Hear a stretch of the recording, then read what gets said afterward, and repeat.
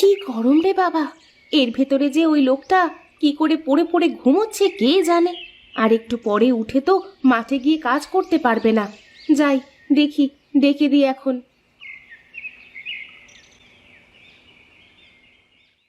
ওগো ওঠো, বেলা কত হলো সে খেয়াল কি তোমার আছে? ওই দেখো আবার শুয়ে পড়ে। বলি তোমার কি পড়ে পড়ে ঘুমালে চলবে, নাকি কাজকর্ম কিছু আছে?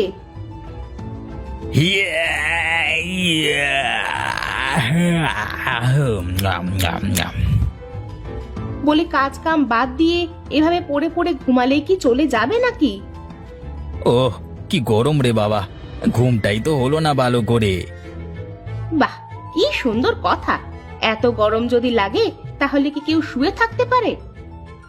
আরে ঘুম না পুজলে মানুষ পড়ে থাকা ছাড়া আর কি করতে পারে বলো দেখি গিন্নি। হয়েছে, তোমার বক্তব্য শোনার সময় নেই আমার। যাও, উঠে কিছু মুখে দিলে দিয়ে মাঠে যাও। আর একটু পরে তো মাঠে গিয়ে কাজ করতে পারবে না। এই মেয়ে মানুষটার জন্য জীবনে কিছুই করে শান্তি নেই রে বাবা, কি যে করি।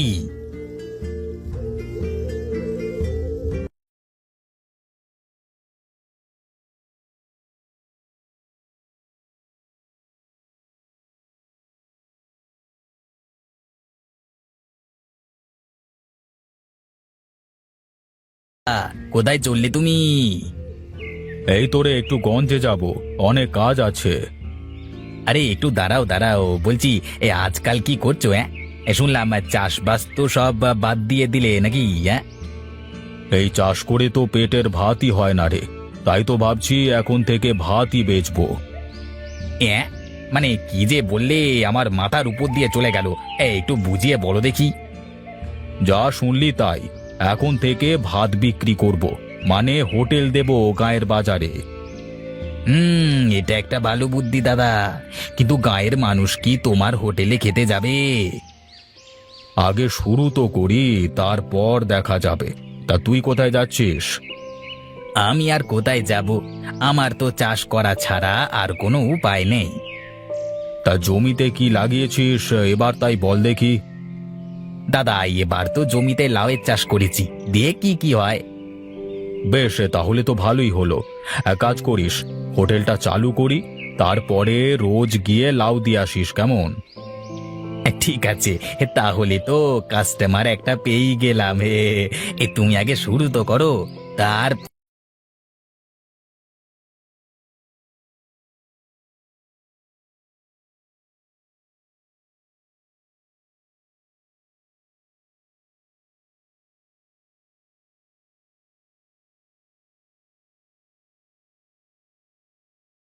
চোখে কি নেবা হয়েছে নাকি? দেখতে পাচ্ছ না ঘাস নিড়াচ্ছি। এই না না, মানে এভাবে বসে কত মানুষ কত কিছুই তো করে, এই তাই বললাম আর কি। ফাজলামি হচ্ছে। তা তুমি মাঠের মধ্যে কি করো? তোমাকে তো জীবনে চাষবাস করতে দেখিনি। চাষবাস করতে দেখিসনি, এখন দেখবি। তার মানে তুমি কি আবার চাষ শুরু করবে নাকি? তাই তো ভাবছিলাম রে, বাড়িতে বসে বসে অলস সময় কাটে, তাই ভাবলাম যে বসে থেকে কি লাভ, যদি পারি একটু চাষবাস করি। নিজের তো আর জমি জমা কম নেই। এইটা ঠিকই বলেছ দাদা, সবাই যদি তোমার মতো করে ভাবতো, চাষের মনোযোগী হতো, তাহলে আমাদের দেশে মানুষের খাবারের অভাব হতো না। হ্যাঁ রে, এখন তো আর ইচ্ছে করে কেউ চাষ করতে চায় না। ওই যে একটা কথা শুনিসনি, রোদে রোদে পুড়ে মরি রে ভাই, পাছায় জোটে না তেনা। সত্যি দাদা, চাষিরা তো এভাবেই মরে, দিন রাত খেটে মরে, কিন্তু বাবুরা বসে বসে মজা মারে। যাই হোক, তা বল দেখি কি চাষ করব? আমার তো চাষের কোনো অভিজ্ঞতা নেই রে। তুমি চিন্তা করো না দাদা, এক সময় বসে তোমাকে সব বলবো। হ্যাঁ হ্যাঁ, সব জমিতে তো আর সব ফসল হয় না। বেশ, তুই তাহলে এক সময়।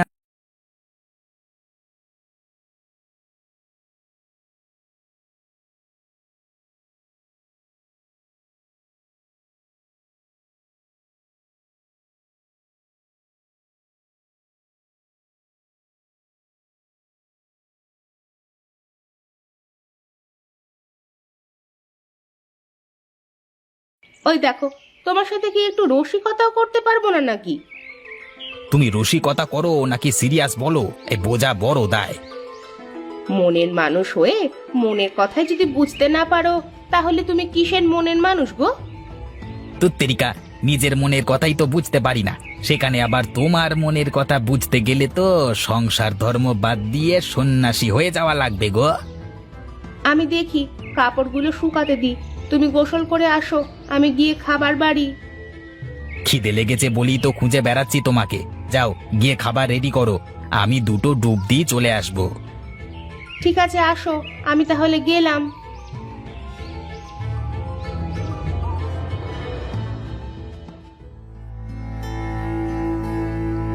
ও প্রতাপদা, কি খবর তোমার? আরে তিনু যে, আয় আয় ভেতরে আয়, বস রে। কোথায় যাচ্ছিলিস তুই? কোথায় আর যাব, এই বাস দিয়ে বাড়ি যাচ্ছিলাম, তাই ভাবলাম তোমার হোটেলটা একটু দেখে যাই। হ্যাঁ রে, শুরু তো করেছি, কিন্তু তেমন বেচা কেনা নেই বুঝলি। আমি কিন্তু তোমাকে আগেই বলেছিলাম দাদা। আরে পাগল, সব কিছুতেই তো রিস্ক থাকে, রিস্ক না নিলে কি কিছু করা যায় নাকি? হ্যাঁ, তা অবশ্য ঠিকই বলেছ দাদা, কিন্তু অবস্থা তো খুব একটা ভালো না, একটা খরিদ্দারও তো নেই গো। আস্তে আস্তে হবে রে, শুরু যখন করেছি শেষও আমিই করব। হ্যাঁ দাদা, লেগে থাকলে কিছু না কিছু হবেই, তবে এর জন্য অনেক কষ্ট করতে হবে। কষ্ট তো করিয়ে যাচ্ছি, দেখি শেষমেশ কি হয়।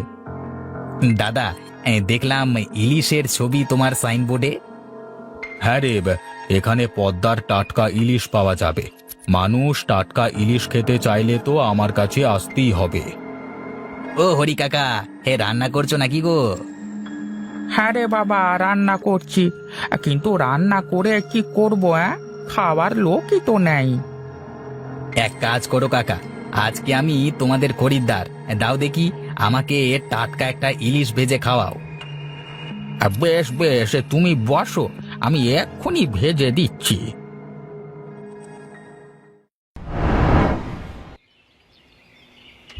হায় হায় রে, আমার এই কি সর্বনাশ হলো রে, এখন আমার কি হবে? আমার সাথে কেন এমন হলো? সব দোষ ওই বীজওয়ালার, আমি ওকে ছাড়বো না। কিরে তিনু, এভাবে বসে আছিস কেন? আমার সর্বনাশ হয়ে গেছে দাদা, আমার সবকিছু শেষ। কেন রে, তোর আবার কি হলো, আমাকে বল দেখি। দেখো দাদা দেখো, জমিতে কেমন লাল রঙের লাউ ধরেছে, ওই বেটা বীজওয়ালা আমাকে ঠকিয়েছে। এত টাকা পয়সা খরচ করে, এত কষ্ট করে, এখন যদি এমনটা হয়। লাল লাউ? তাতে কি হয়েছে? তুই কি একটা লাউ খেয়ে দেখেছিস? না দাদা, লাউ কি আবার লাল হয় নাকি? তাছাড়া এটা অন্য কিছুও তো হতে পারে। আরে না না, এটা লাউ। এক কাজ কর, আগে একটা লাউ তুই রান্না করে খেয়ে দেখ, তারপর তুই বুঝতে পারবি তোর কি করবার দরকার, বুঝলি?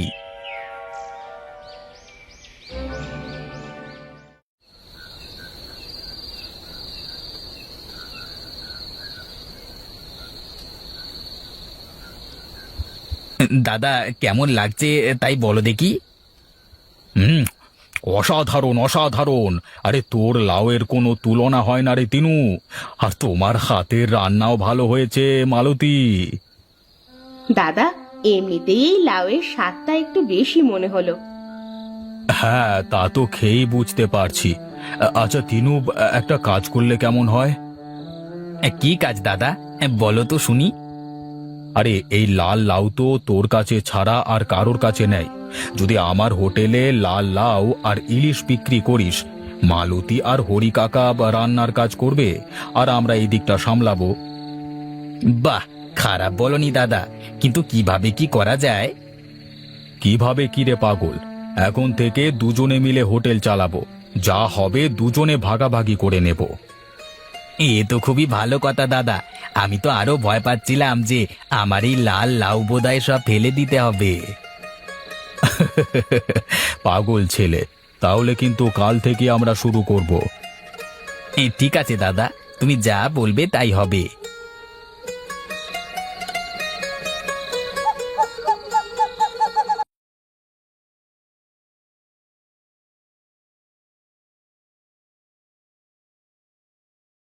ঘ্রাণ, রান্না সত্যি অনেক মজার হবে মনে হয় হরি কাকা। হ্যাঁ রে তিনু, বৌমার হাতে তো জাদু আছে রে। তুমিও সবার মতো বাড়িয়ে বলছো হরি কাকা। না রে মা, যা সত্যি তাই বলছি। তোর হাতের রান্না যে একবার খাবে সে নিজের হাত পর্যন্ত চেটে খাবে। তোমরা রান্না করো, হ্যাঁ, আমি একটু ওদিকটা দেখি কি অবস্থা। কি দাদা, তুমি এখানে দাঁড়িয়ে কি করো? যাও যাও, ভেতরে গিয়ে বসো। ভেতরে গিয়ে কি করব? লোকজন তো কেউ আসে না রে। আরে অত চিন্তা তোমাকে করতে হবে না, যাও তুমি একটু তোমার চেয়ারে গিয়ে বসো। কই রে তিনু, দে দেখি তোর বিখ্যাত লাউ আর ইলিশ দিয়ে খেতে। আচ্ছা দাদা, বসো তুমি, আমি এক্ষুনি খাবার নিয়ে আসছি।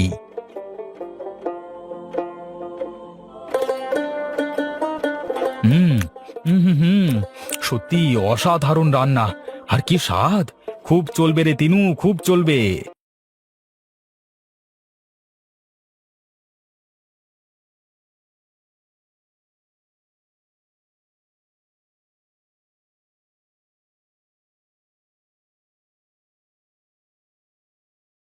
লাভ হলো না রে তিনু, এখন কি করব বল? দাঁড়াও না দাদা, একটু দেখো কি হয়। আরে তিনু, ওরা হোটেলের দিকে আসছে না? হ্যাঁ দাদা, যাও তুমি তোমার চেয়ারে গিয়ে বসো। দাদা, তুমি শুধু দেখতে থাকো। কই রে তিনু, একটু এইদিকে আয়, শুনে যা দেখি।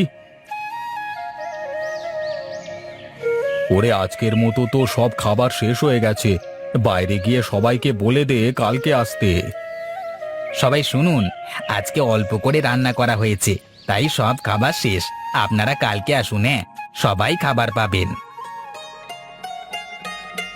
এই নে তিনু, তোর ভাগের টাকা। আজকে তোর জন্যই এত কিছু সম্ভব হয়েছে। যা হয় ভালোর জন্যই হয় দাদা। আমাদের লাল লাউ আর ইলিশের কথা এখন সারা গাঁয়ের লোকের মুখে রটে গেছে। বেশ, এখন তাহলে বাড়িতে চলে যা। কালকে সকাল সকাল চলে আসিস, কেমন?